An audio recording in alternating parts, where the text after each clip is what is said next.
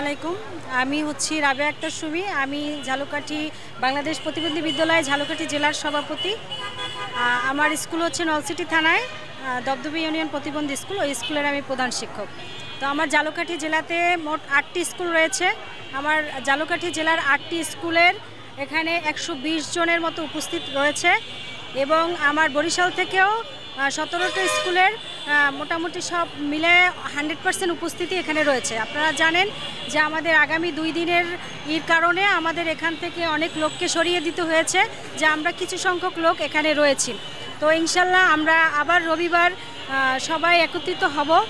আর হচ্ছে আমরা আজকে 18 দিন অতিক্রম করলাম, যে 18 দিন আমরা আজকে এখানে অবস্থান কর্মসূচি পালন করছি। আমাদের সংসার, আমাদের ছেলে মেয়ে, আমাদের আত্মীয় পরিজনকে সবাইকে ফেলে রেখে আমরা আমাদের অধিকার আদায়ের লক্ষ্যে এই রাজপথে আছি এবং থাকবো ইনশাল্লাহ। যতক্ষণ পর্যন্ত আমাদের এই দাবি আদায় না হয় ততক্ষণ পর্যন্ত আমরা এই রাজপথ ছাড়ব না।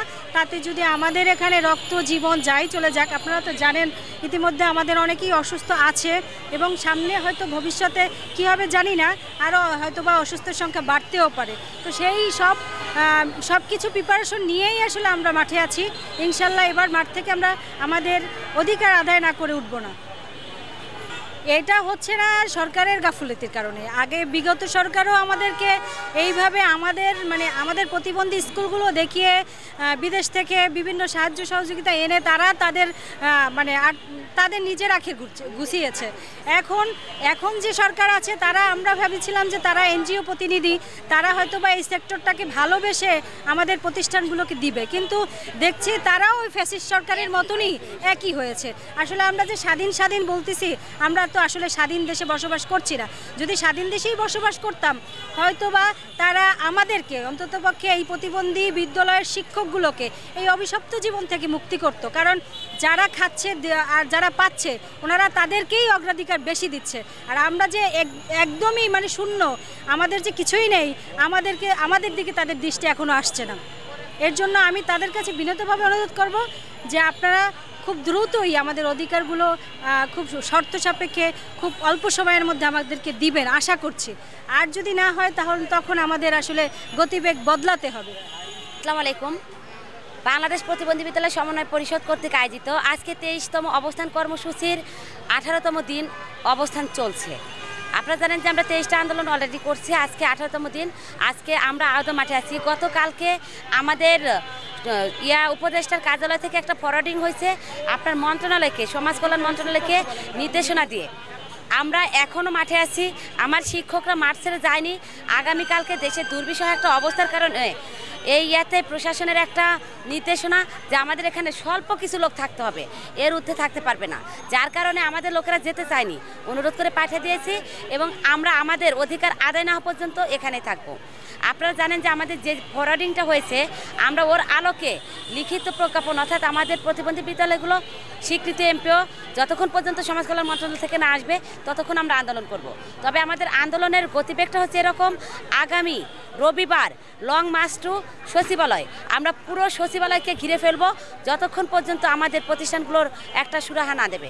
প্রয়োজনে আমরা আমাদের সমাজ কল্যাণ প্রত্যেকটা সেক্টর বন্ধ করে দেব। যে সেক্টর প্রতিষ্ঠান নিয়ে কাজ করবে না, আমার মনে হয় না ওই সেক্টর আজকে ওরা বসে থেকে এসি রুমে বসে থেকে ওনারা টাকা খাবেন, বেতন খাবেন, এটা হতে পারে না। প্রতিষ্ঠানের শিক্ষকেরা রাস্তায় থাকবেন, এই তালবাহানা আমরা আর মানব না। আমাদের অধিকার যেভাবেই হোক আমরা আদায় করে নিই। অসুস্থ অনেকে হয়েছে, প্রায় আপনার 47 জনের মতো অসুস্থ, সেইখানে 14 জন গুরুতর অসুস্থ। আমার এক বোনের 2টা পায়ে ভাঙছে, এক বোনের 2টা হাত ভাঙছেন, আর এক ভাইয়ের হাত একটা ভেঙে গেছে। আমার একটা বোনের চোখের সাদা কর্নিয়াটা ফেটে রক্ত বের হয়েছে, এখনও কঠিন অবস্থায় আছে। আমরা জানি না, এটা অনেকটা বিপদগামী। আমরা জানি না আদৌ কতটা কী হবে। এটা আমাদের প্রশাসনের নির্যাতনের হয়েছে, কারণ আমরা যখন লং মার্চ টু সচিবালয় যমুনা রেখেছিলাম তখন প্রশাসন আমাদের যে নির্যাতনটা করে, যে হামলাটা করে, সেখানে আমাদের এই আহত সংখ্যাটা আমরা জানি না। এখনও অসুস্থ অবস্থায় তারা মেডিকেল আছেন। প্রিয় সহযোদ্ধা, আপনারা নিশ্চয়ই অবগত আছেন যে আজকে আমরা 18তম দিনের মতো আমাদের অবস্থান কর্মসূচি অব্যাহত রাখছি। অটিস্টিক ও প্রতিবন্ধী বিদ্যালয়গুলোর স্বীকৃতি এবং এমপিওর দাবিতে আমাদের এই অবস্থান কর্মসূচি। এখনও পর্যন্ত সমাজ কল্যাণ মন্ত্রণালয় আমাদের বিষয়ে কোনো সুনিশ্চিত সিদ্ধান্ত দেয়নি। আপনারা নিশ্চয়ই দেখেছেন যে গতকালকে মাননীয় প্রধান উপদেষ্টা দপ্তর সমাজ কল্যাণ মন্ত্রণালয়কে আমাদের বিদ্যালয়গুলোর স্বীকৃতি এবং এমপিও দেওয়ার জন্য একটি নির্দেশনা প্রদান করেছেন। সেই নির্দেশনার প্রেক্ষিতে আমরা সমাজ কল্যাণ মন্ত্রণালয়কে আগামী 72 ঘন্টা অর্থাৎ বৃহস্পতিবারের মধ্যে সময় দিয়েছি। এর মধ্যে যদি আমাদের বিদ্যালয়গুলো স্বীকৃতি এবং এমপিও না দেন, আগামী রোববার লং মার্চ টু সচিবালয় করে সচিবালয়ের প্রত্যেকটি গেট অবরুদ্ধ করে আমরা আমাদের দাবি আদায় করে নেব। না, এখনও পর্যন্ত সমাজ কল্যাণ মন্ত্রণালয় থেকে আমাদের বিদ্যালয়গুলোর বিষয়ে কোনো সুনিশ্চিত সিদ্ধান্ত দেওয়া হয়নি। তাই আমরা বাধ্য হয়ে আগামী রোববার লং মার্চ টু সচিবালয় এবং সোমবার লং মার্চ টু যমুনা রেখেছি। আমরা আমাদের রাজপথ থেকে আমাদের অধিকারটা আদায় করতে চাই।